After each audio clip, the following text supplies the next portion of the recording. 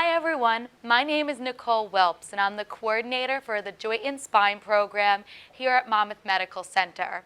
On behalf of our entire team, welcome and thank you for choosing Monmouth Medical Center for your upcoming joint replacement surgery. Our goal is in the next hour or so to better prepare you for your surgery and answer some of the common questions that patients come in with. Please note that this videoed class will be very generalized, so we do suggest that you do attend an in-person class during your scheduled pre-admission testing time at Monmouth Medical Center. If you have any questions about your surgeon-specific protocols or any questions in general before or after your surgery, please call me. My phone number and my email are on slide 3. And if you have any questions or concerns, call me or email me at any point. Presenting with me today will be John Melfa. I came here 10 years ago, almost 11 years ago, and had my left knee replaced. And I came back 4 months later and did my right knee.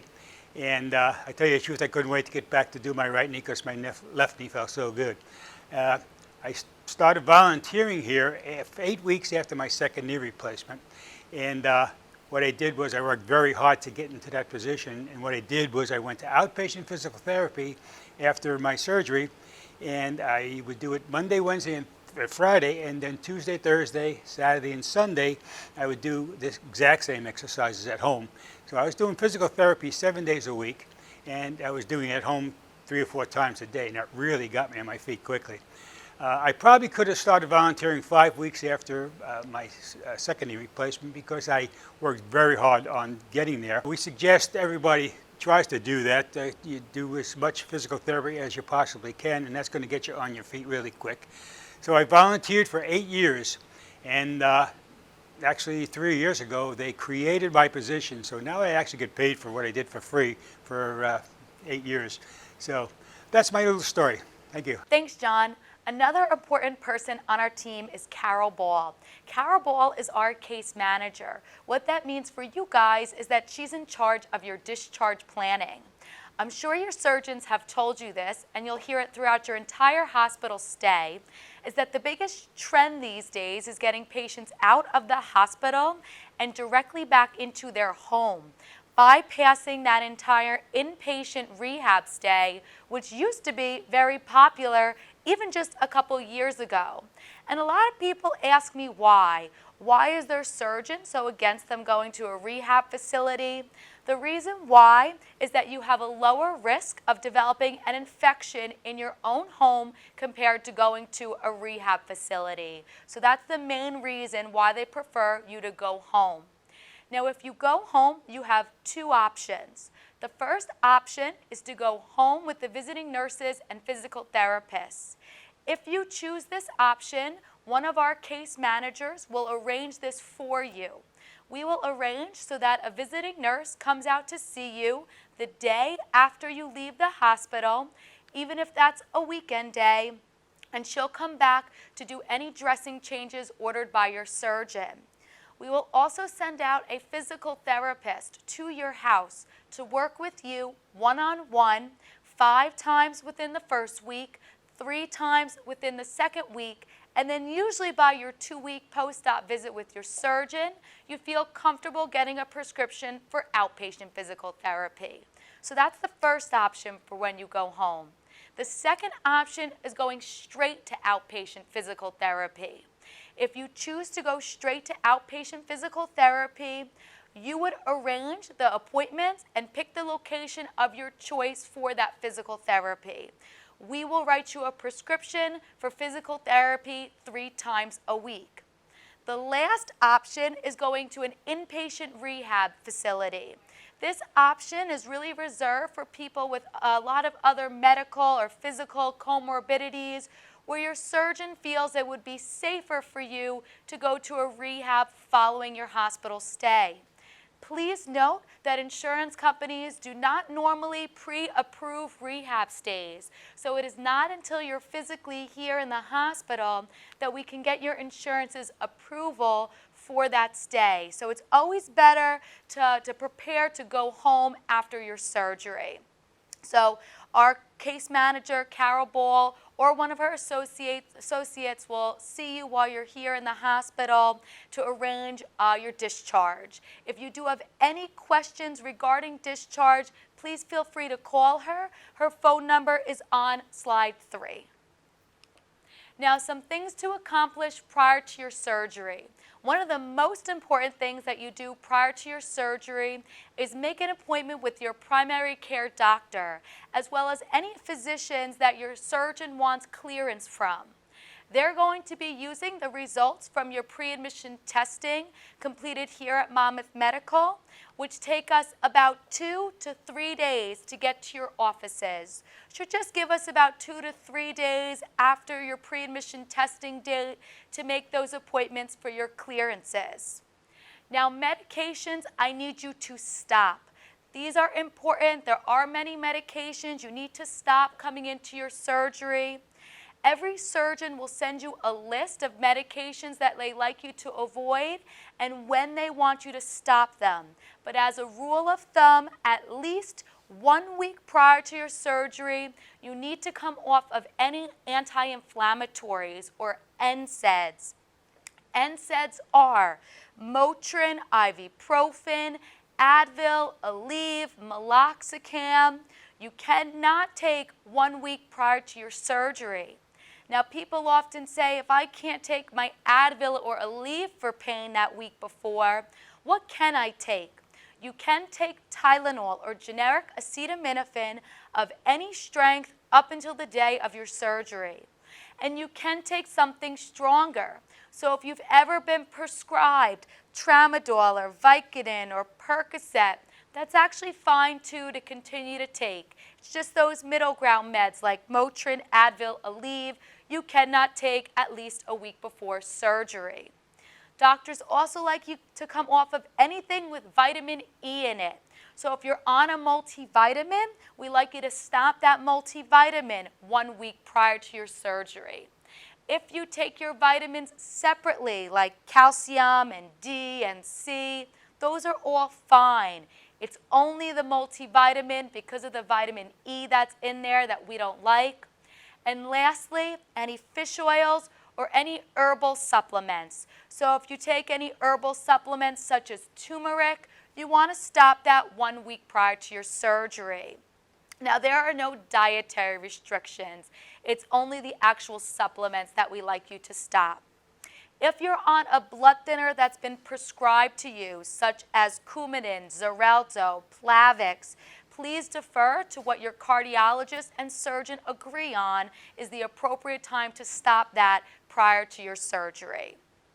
Now, we recommend getting a dental checkup. Anytime within the last 6 months will have been fine, as long as you've had a regular routine cleaning in the last 6 months. The reason why is that bacteria love metal. And what's going to be in that implant? Metal. So what can happen is we could start with an infection in our mouth that we have no idea about.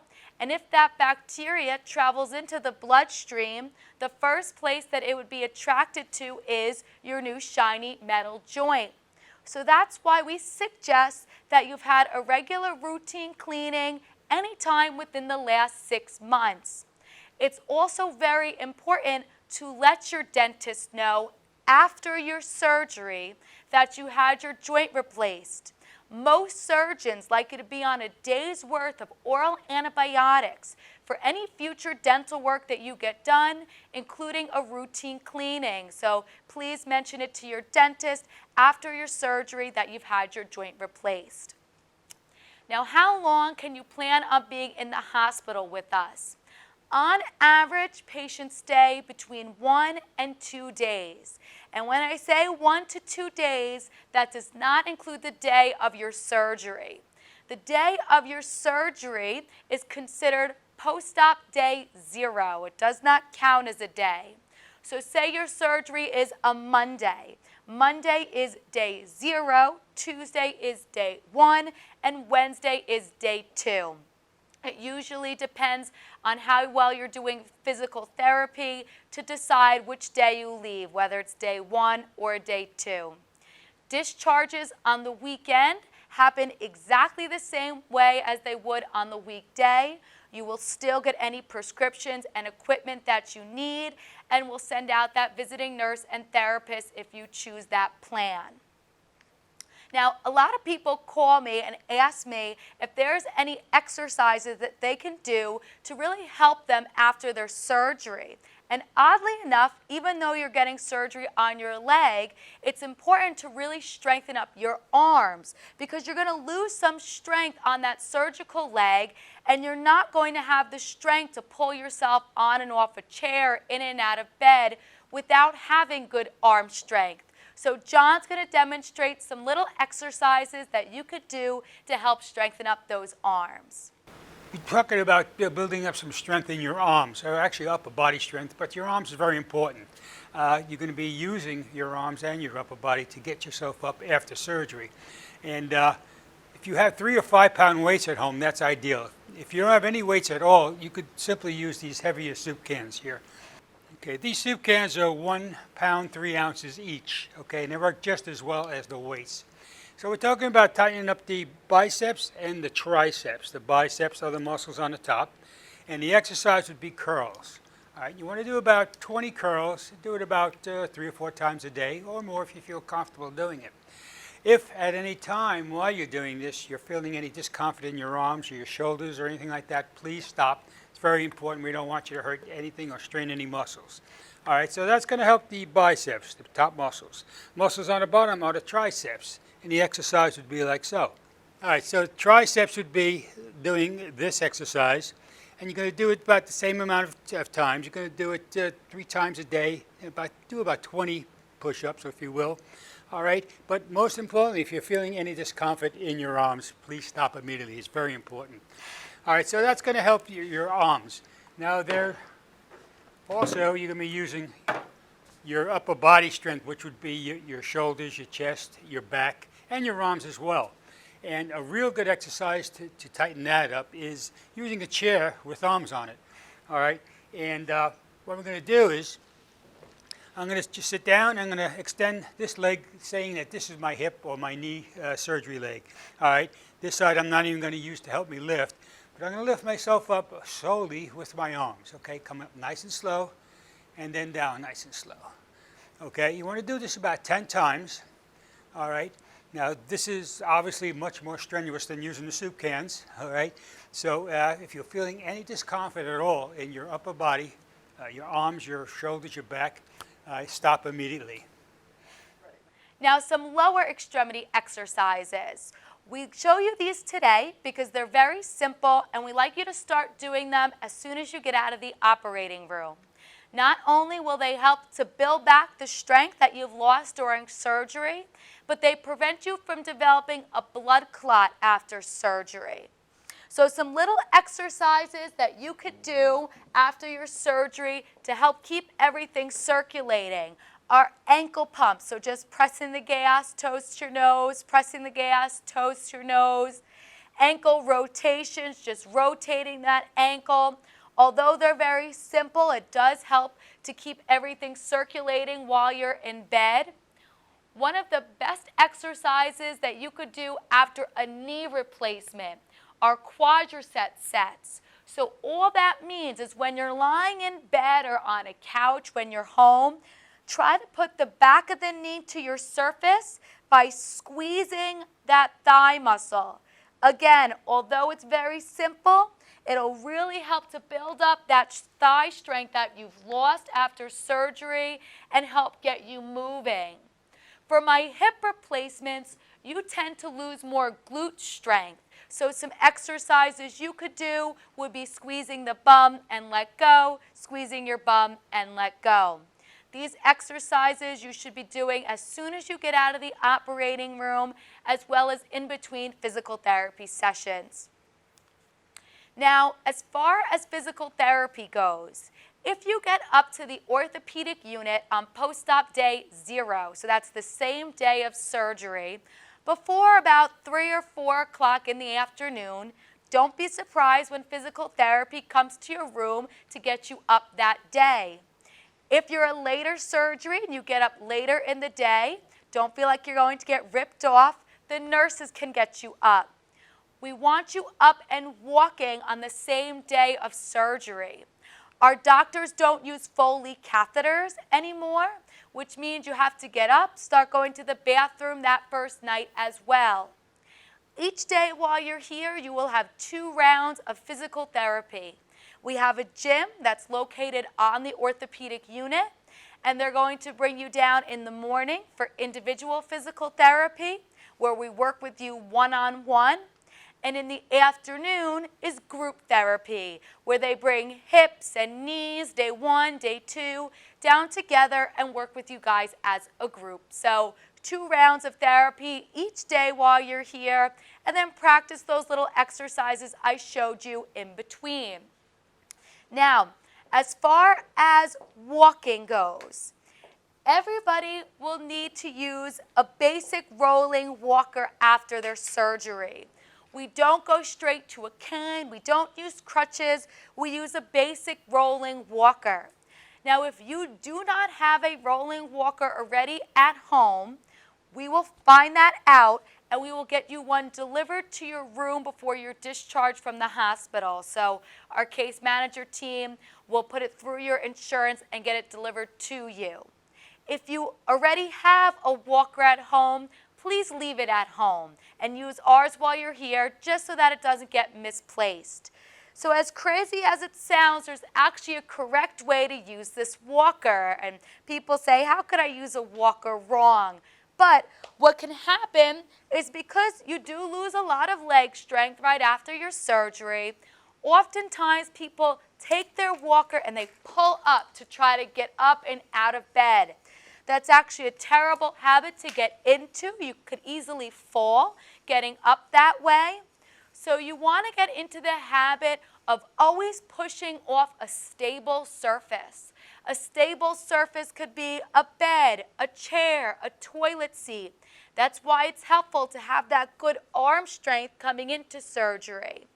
So the correct way to actually get up is you're going to push off your stable surface, put all your weight onto your non-surgical leg, and then once you stand up, you could transfer the weight onto your surgical leg.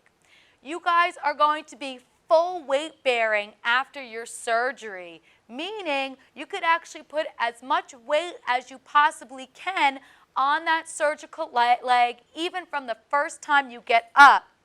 The correct way to walk after the surgery is walker. The operated leg goes first to force that weight on there, followed by non-operated. So walker, operated, non-operated, walker, operated, non-operated. Most people will transition from a walker to a cane and then a cane to nothing.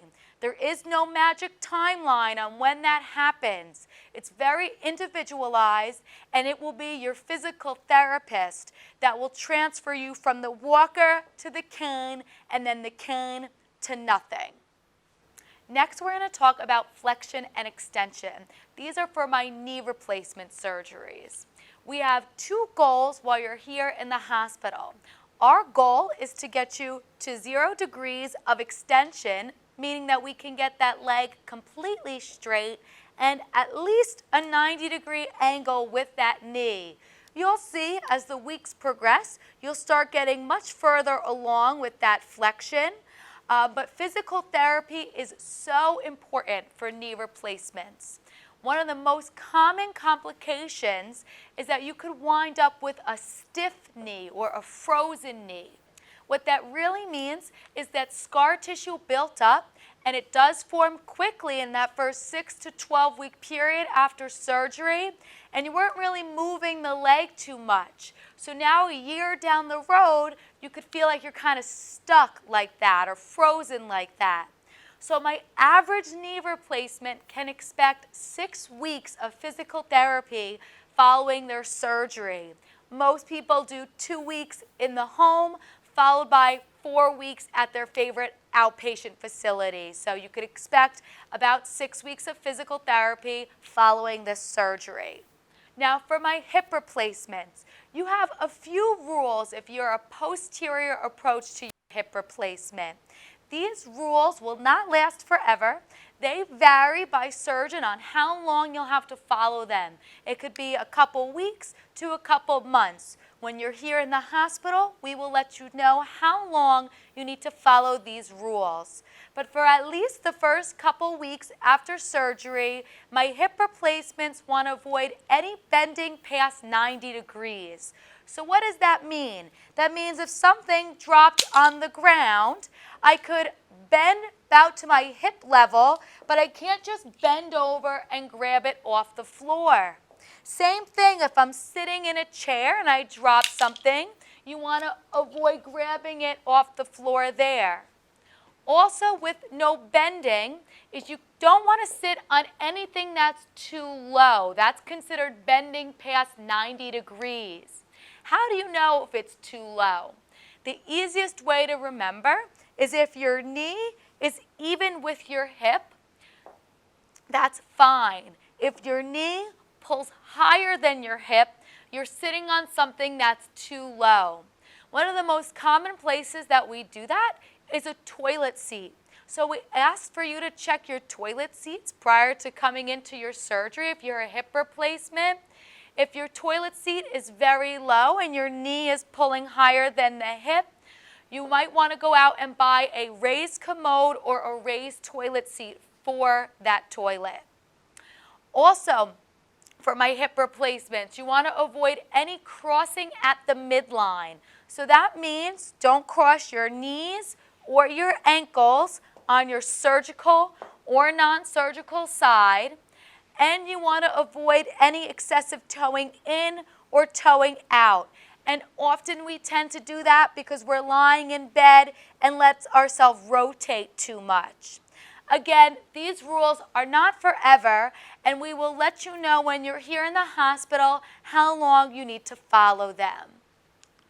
Now, I gave my hip replacements a lot of rules after surgery. What about my knee replacements?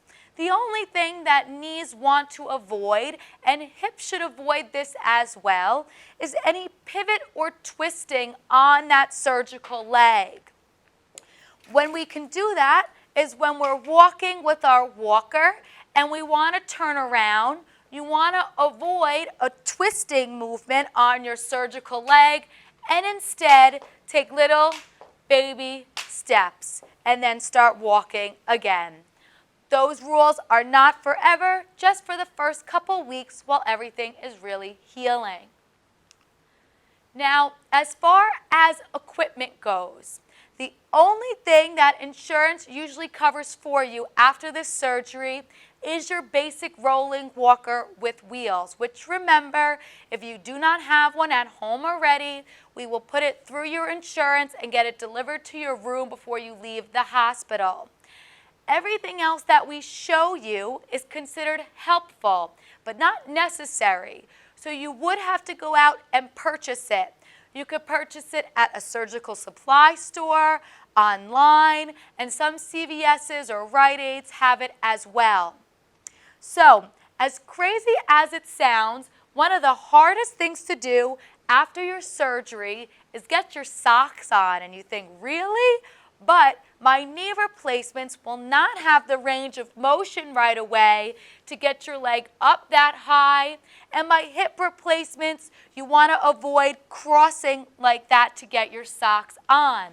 So how can you easily get your socks on?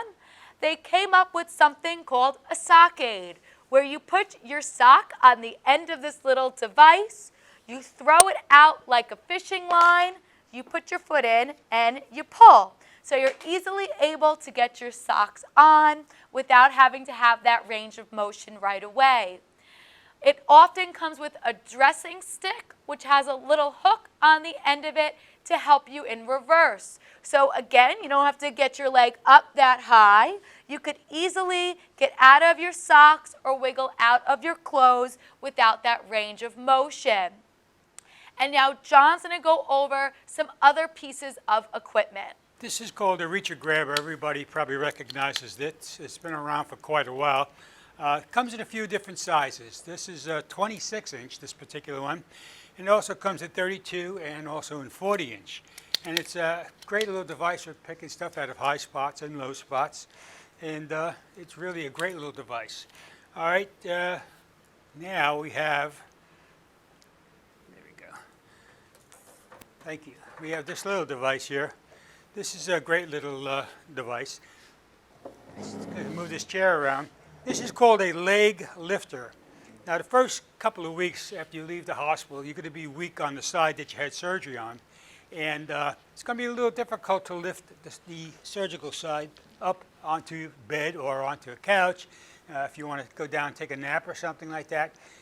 If you have something to help you or someone in the house to help you to lift your leg up, that's fine. But if you're by yourself and you want to go take a nap and you're having a little trouble lifting your leg, that's where this comes in handy. All right, so all you do is lasso your foot and use your upper body strength again. Here we go. And you get yourself onto the bed or onto the couch or onto a recliner. And getting off is exactly the same. You just lasso your foot again, use your upper body strength again, and there you go. And now you're off. Okay, it's a great little device, and you'll see that it's be very, very helpful. All right. Now, you really don't have to go out and buy something like that. You could simply use a towel, a nice beach towel or bath towel. A sheet's actually better because it's even longer.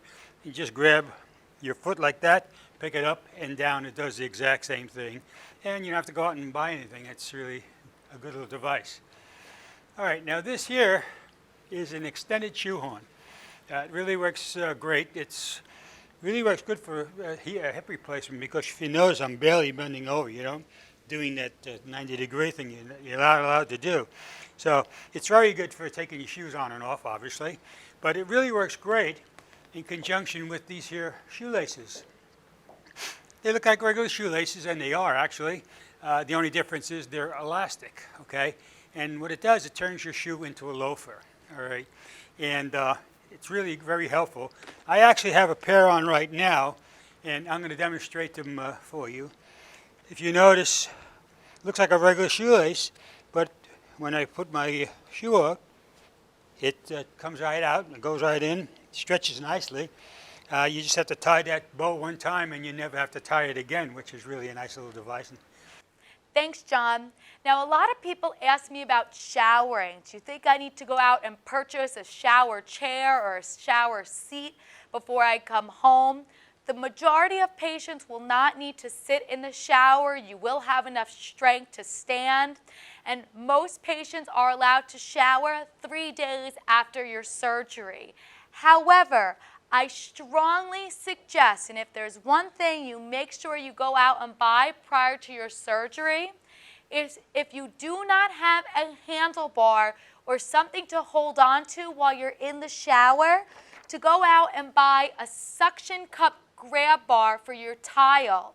Because although you'll have enough strength to stand, you're not going to feel comfortable just yet to stand without something to hold on to. Also, a lot of people will go out and buy a long-handed sponge, and what that will do will help you get washed without having to have that range of motion right away when you're a little stiff and swollen right after surgery. Again, all these pieces of equipment that we showed you can be purchased online or at a surgical supply store. Now, stairs. People often ask, am I going to be able to go home after surgery? I have a flight or two of stairs in my house. Stairs are very doable after your surgery. You're not going to hurt your new hip or knee by going up and down them. However, it's a slower process, so please set up your house before you get to the hospital to limit the amount of times that you need to go up and down the stairs. And there is a correct way to go up and down the stairs without hurting yourself. And John will demonstrate it on our little stair. All right, thanks, Nicole. All right, so what I'm going to do is I'm going to just mark my side here, indicating this is the side I had surgery on. Could be a hip, could be a knee. It's the exact same thing going up and down steps. In our little folder, it tells you go up with the good and down with the bad. All right, now the good side is going to be the non-surgical side. The bad side is going to be the surgical side, and that's going to be temporary. You'll see in a short period of time this side is going to be better than this side eventually. So it tells you to go up with the good, and the reason it tells you to go up with the good is the good side is taking all my body weight, okay? I doubt very much the first couple of weeks you're going to have the strength to lift your leg up there and pull yourself up. It could be a little dangerous, as a matter of fact, okay? So it's going to go up with the good. And then going down is just the opposite. It's down with the bad. So what you're going to do is you're going to stiff leg the bad side and go down nice and slow. But my good side is still taking all my body weight, okay? So nice and slow, you're taking it down. Now, when I had my first knee replaced, actually, my surgeon said, have somebody go up behind you when you're going to go up and down stairs for the first time, just so you have a little confidence. And my wife went up behind me. I have 15 steps in my house to get up to the bedrooms. So I went up one step at a time. My wife was behind me. She didn't touch me or hold on or anything like that. I got to the top. I turned around, and I came down, had her in front of me, and I didn't hold on or anything. And I got down to the bottom. And I had all the confidence in the world at that point, and I said, yeah, I don't need you to escort me up and down the stairs anymore. This works well. And you guys could do it too. You'll see it's very easy. We also have, in our gym is on our orthopedic unit, and they have steps there as well, and you'll be learning steps in our gym. Now, what to pack with you when you come to the hospital. I already mentioned that I don't want you to bring any equipment with you to the hospital. So if you do have that rolling walker already at home, or if you choose to purchase some of the equipment that we showed you, please leave it at home.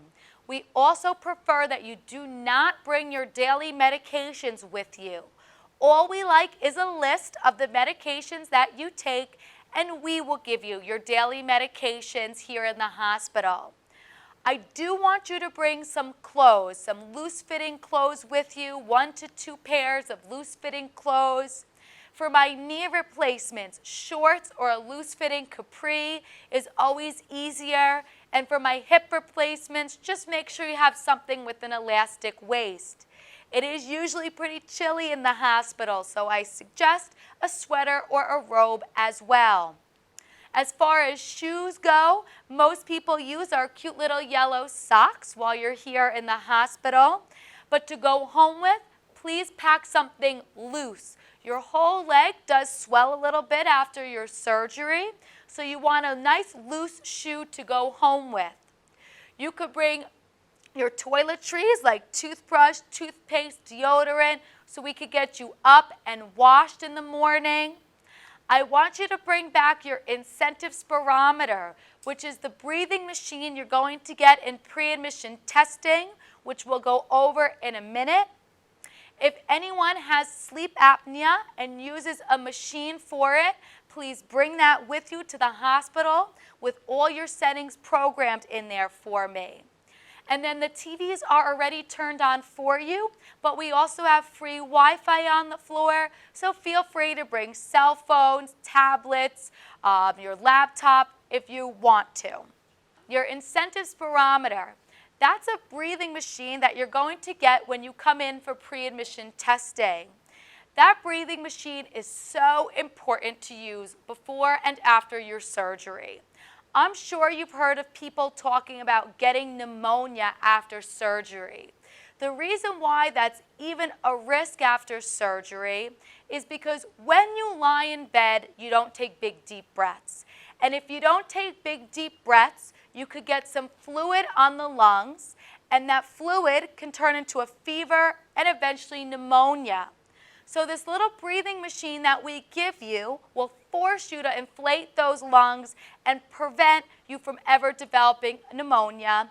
And John is going to demonstrate how to use it. All right, so this is your incentive spirometer.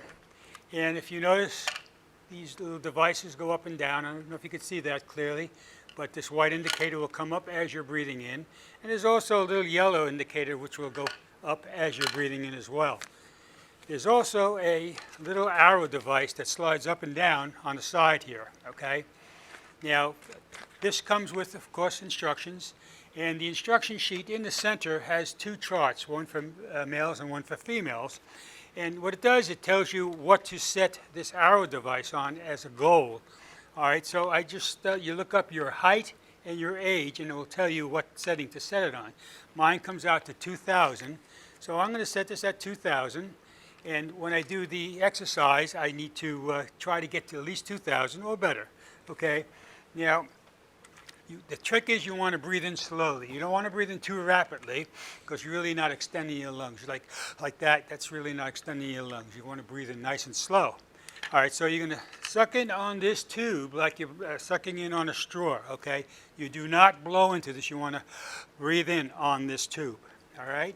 Now, this white indicator is going to come up, and it's going to come up to hopefully where my goal is, or better. And this yellow indicator will come up as well.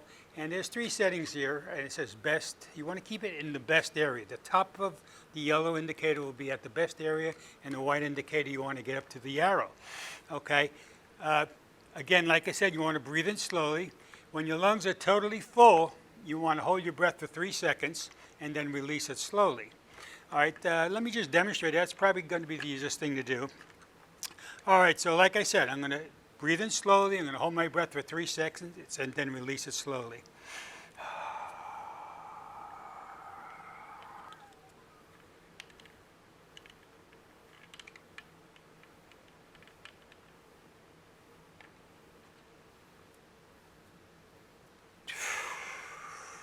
All right, so I got to 2,500 above my 2,000 mark, which is good.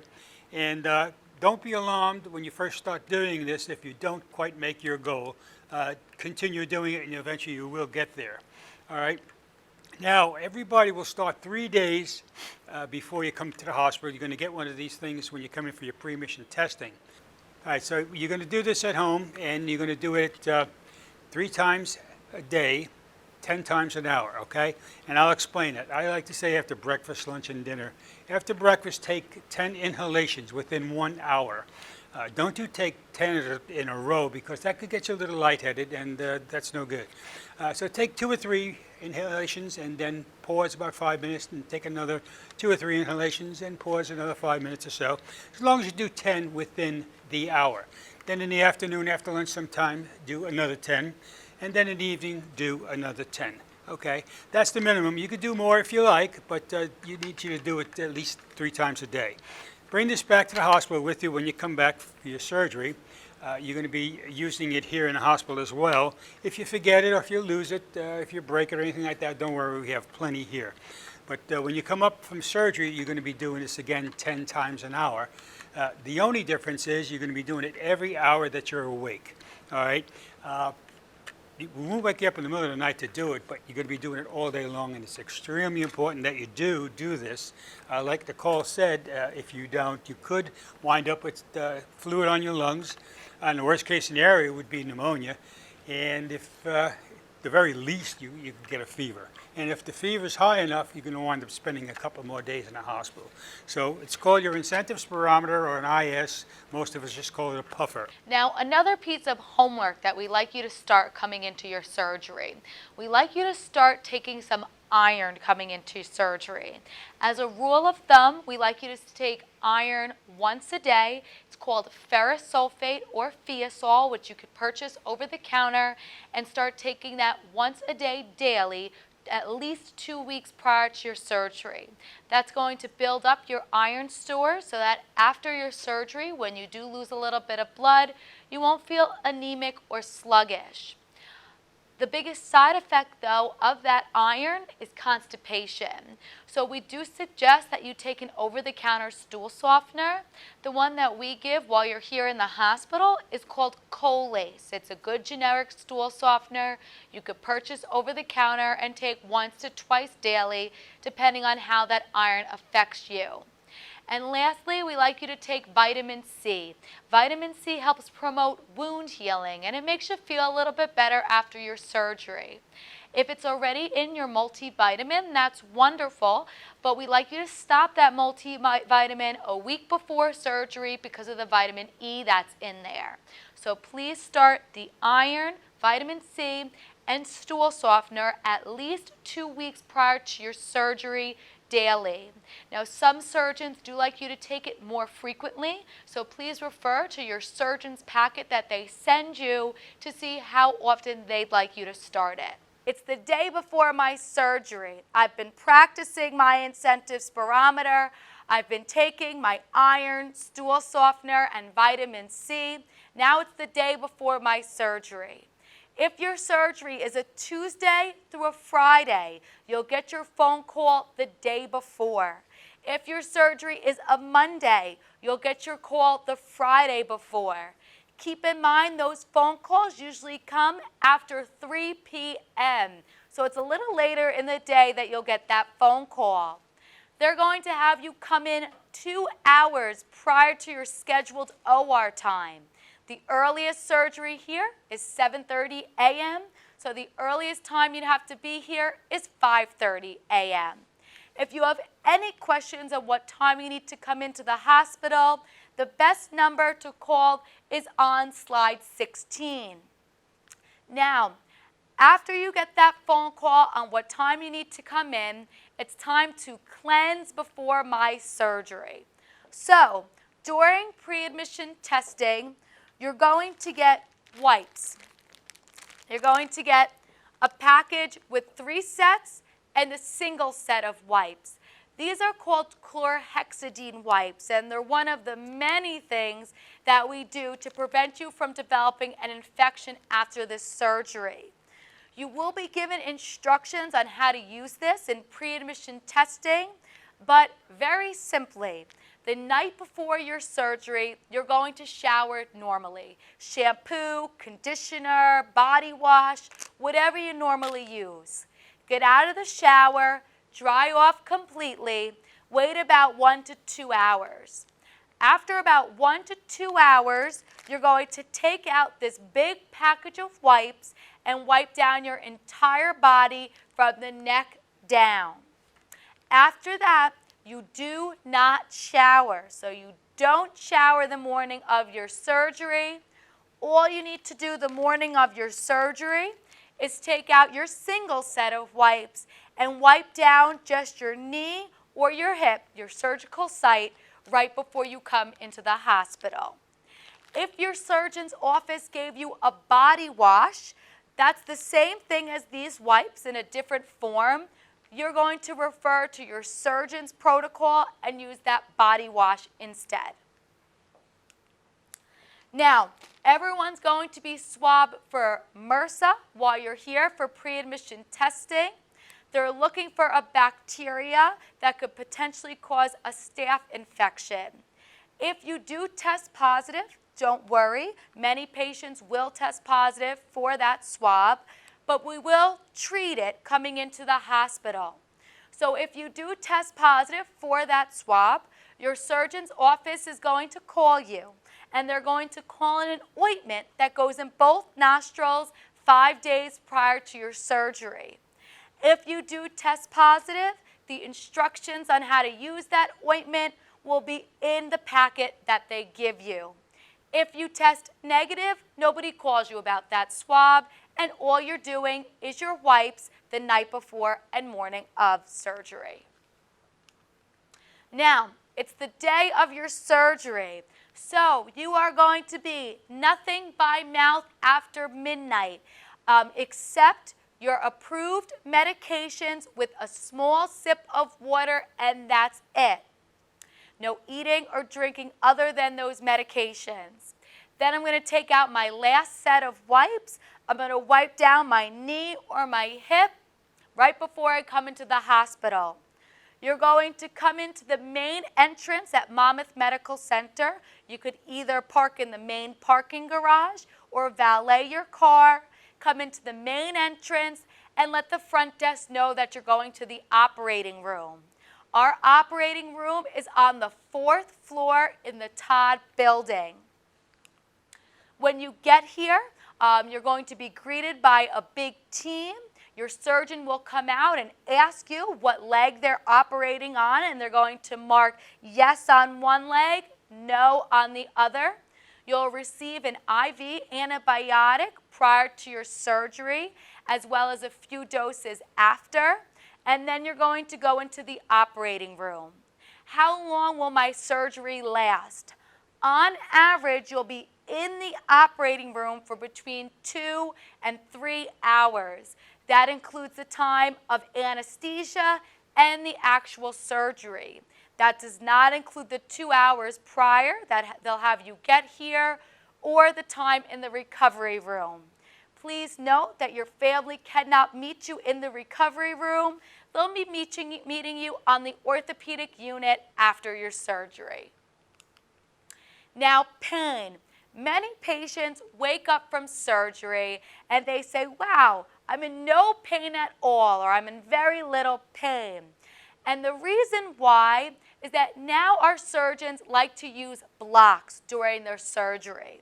So I always say, think of it like a Novocaine when they pull a tooth. They inject Novocaine around the tooth so that when they pull it, you don't feel anything.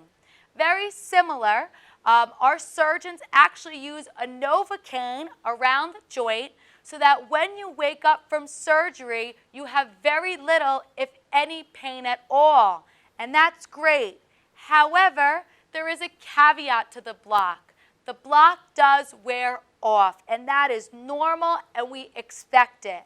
So for most people, you're going to feel great day 0 and day 1, but it is normal and expected to take a step back on post-op day 2. So please don't get worried if you have an increase in pain on day 2. It is normal and expected. As far as pain medication goes, what do we often send you home with after surgery? Our surgeons usually like you to continue to take Tylenol, 2 extra strengths every 8 hours while you're awake, and then we like to supplement that with a narcotic. Most commonly, it's oxycodone, but it does vary by person. If you've ever taken a narcotic for surgery before, you will have found out that the biggest and most common side effect of narcotics is constipation. So please have that stool softener like Colace at home, because whenever you're on narcotics, you always have to pair it with a stool softener. Now, as far as anesthesia goes, most people, again, this is not all, but most patients will not go under general anesthesia for their surgery.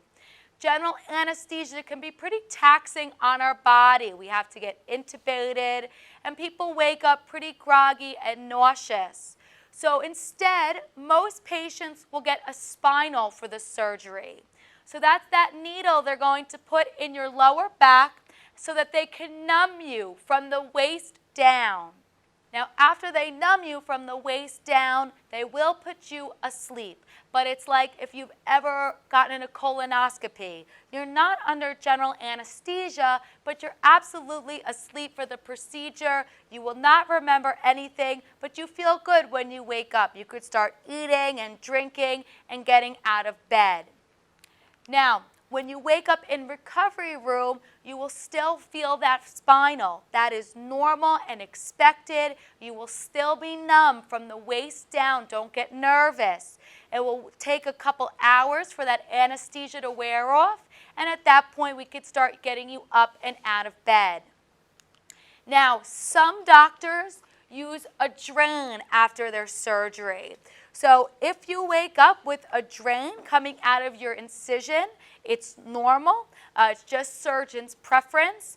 That drain is just taking any blood or fluid that would be accumulating around the incision and putting it in this drain. Now, you'll never go home with a drain. So if you have one, it'll be taken out before you're discharged. My hip replacements, my posterior hip replacements, are going to wake up with this pillow between your legs that John is modeling here. That pillow prevents you from breaking those precautions that we spoke about earlier. You obviously can't cross your legs or toe in or toe out when you have that pillow in there. Once you come up to the orthopedic unit, we can make it a little smaller like that, or just use a little pillow between your legs and that will help. That pillow is yours to keep. Now, my knee replacements are going to wake up with an ice pack on your knee. Most commonly, we use a Polar Care. So it's an ice pack that's going to be Velcroed around the knee when you wake up from surgery. We fill this cooler with ice and water and plug it into an outlet. So it continually circulates the cold water into this pack, staying cold for about 6 hours. It's incredible. It helps with pain. It helps with swelling. It's yours to keep, so you could bring it with you when you go home and use it when you'd like. Most importantly, though, with that Polar Care, is it can never go on your bare skin. It does get very cold, so please take a pillowcase or a towel and make sure it's between your knee and the Polar Care itself. Now, we love ice, we hate heat. Please do not put a heating pad on your incision until your surgeon gives you the okay. My hip replacements don't get a fancy ice machine, but you can absolutely put ice on your hip as well. That will help with some pain and swelling. Now, it's very important for my knee replacements to keep a rolled up towel underneath your ankle the majority of the day. So what we like to do is take a nice rolled up towel, you could use a bath towel, and put it underneath your ankle. What that's going to do is it's going to cause a nice pull or a stretch in the back of the knee. Getting the leg straight is just as important as getting your leg flexed back very far. So as that scar tissue is forming, you want to heal straight. So please put a rolled up towel underneath your ankle and avoid propping anything underneath the knee itself. Although it does feel comfortable doing that, that's how all that scar tissue is forming. Now, the nursing unit that you're going to be on while you're here in the hospital is called TOD 6 East. So it's the TOD elevator, the 6th floor, and the East wing. Remember, you will be going down to physical therapy twice a day, each day while you're here. Your family members are welcome to come down to physical therapy with you to learn how to safely go home. Just a reminder that although right after surgery you often feel very good between that Novocaine block and the spinal you receive, never get up without a nurse and a walker until you're cleared to do so by your physical therapy team. Now, blood clots. I mentioned very beginning of this class that you're considered at a little bit of a higher risk for developing a blood clot for the first 6 weeks after your surgery. So we do a lot to prevent them afterwards. But when you go home, if you ever develop a blood clot, it usually starts in the back of the calf, kind of feeling like a terrible, terrible Charlie horse, but your calf gets really big, hot, red, and swollen. If that ever happens, you call your doctor immediately. But again, we do a lot to prevent blood clots. One of the things that we do is you're going to wake up with these stockings on your legs. They're called compression stockings. They prevent blood from pooling in the calves. They go on during the day. They come off at night for up to 6 weeks after surgery. Again, we'll let you know when you leave the hospital how long you need to wear them. If you're going home, we'll send you home with an extra set. And you could wash them with soap and water and let them air dry. You'll also wake up from surgery with these pumps on your legs. They're called SCDs, and they're going to wrap around your calves and attach to a little machine at the bottom of the bed and pump air in them to keep everything circulating while you're in bed. You do not need to go home with those. And then everybody will go home on a blood thinner. So we do like to put you on a blood thinner for the first 6 weeks after surgery. Depending on your surgeon will depend on which blood thinner that you go on, but the two most common ones are aspirin and Xarelto. Again, when you're here, we will specify which blood thinner your surgeon chooses for you to go home on. Now, as far as discharge goes, on discharge day, which is usually 1 to 2 days after surgery, we like you to do at least 1 round of physical therapy in the morning, and then you'll be okay to leave after. So anytime after 11 a.m., you're good to be discharged. Some common questions that I get about discharge is, when can I shower? By day 3, you are allowed to shower. Some surgeons even let you shower sooner. You can shower with the dressing on. For my hip replacement, you could shower with it just on it. For my knee replacements, we do like a little saran wrap around the knee to prevent the dressing from getting soaking wet. Most of our surgeons use a glue to close the incision, so no staples or sutures need to be removed after the surgery. The best place to be when you're home is somewhere with your legs up and elevated. You will swell after this surgery. It is normal and we expect it. The worst thing that you could do is sit in a chair with your legs down all day. The best thing you could do is get your legs up and elevated. Recliners are great for this. So if you have a recliner, that's where you'll be most of the day. If you don't have a recliner, a couch with your legs up or on an ottoman is always better than sitting with your legs down. Your doctors are going to want to see you within 2 weeks after your surgery. For at least those first 2 weeks, you're avoiding any driving, and then your surgeon will let you know when you could start at your 2-week post-op visit. Now, preparing your home is extremely important to do coming into your surgery. You want to make sure that you have everything set and ready for when you come home. So John's going to review some helpful tips and pointers to help you feel more prepared going home. All right, we're almost done. So I just want to talk about preparing your home. That's something you have to do before you come to the hospital. Obviously, you can't do it on the way home.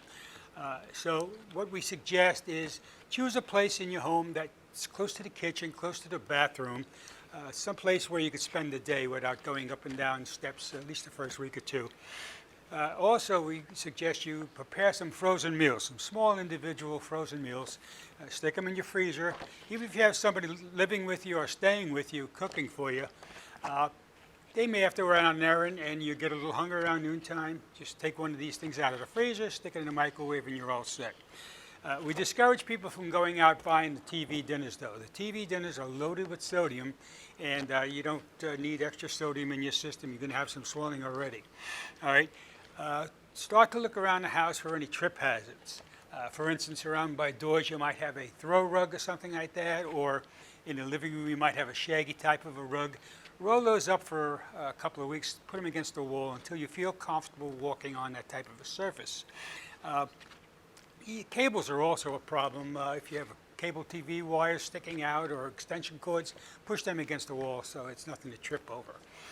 If you have animals, what we suggest, if you have small pets or large pets, it doesn't matter. Before you go into the house, when you get home, have somebody go in before you and have them put the animal in another room and close them in until you get in and seat it. If you walk in the door just cold like that, the animal's going to come and jump on you or walk between your legs. Could be a real dangerous trip hazard. So get inside, get seated, and then have the animal released, and they're going to come and jump on you anyways, but at least you're sitting down and you can't get hurt there. Banisters. If you've got steps in your house, check the banisters, make sure they're tight. If they're loose, tighten them up or have somebody come in and tighten them for you. If you don't have any banisters and all, you have a lot of steps, you may want to consider installing the banisters. That's going to help you a lot going up and down stairs. In the bathrooms, a lot of bathrooms come with these grab rails that are built in right to the wall. My house is kind of new, and my grab rails are down below, but I guess it's because they're bathtubs, all right?